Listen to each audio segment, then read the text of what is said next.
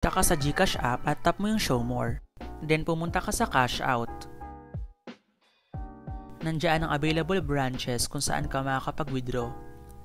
I-tap mo yung Villarica. Then lalabas dyan yung available branches na malapit sa lugar ninyo. I-tap mo lang yung nearby branches para malaman mo yung malapit na branches sa inyo. After nyo makahanap ng branch, nakalagay dyan kung paano ba kayo makakapag-cash out. Step 1. Fill out the GCash service form. Step 2. Present valid ID. Step 3. Receive a text message verifying your cash out and confirm with MPIN or OTP. Step 4. Receive cash from the cashier. Pupunta na tayo ng Villarica Pawn Shop.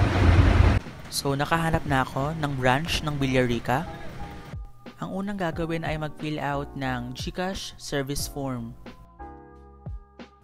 Ito ang GCash service form. Put your last name, first name, middle name. Then lagay mo yung GCash registered number or yung number mo. Amount of transaction. Tandaan na every 1,000 pesos ay may babayarang 20 pesos fee. Kaya kung may 5,000 ka sa GCash, ang makukuha mo na lang ay 4,900.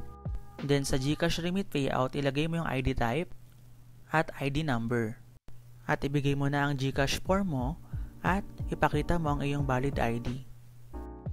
Magte-text sa'yo yung GCash na magka-cash out ka. Tapos may magte-text sa'yo ng PIN number. So kailangan mo ng regular load para makapag-reply ka.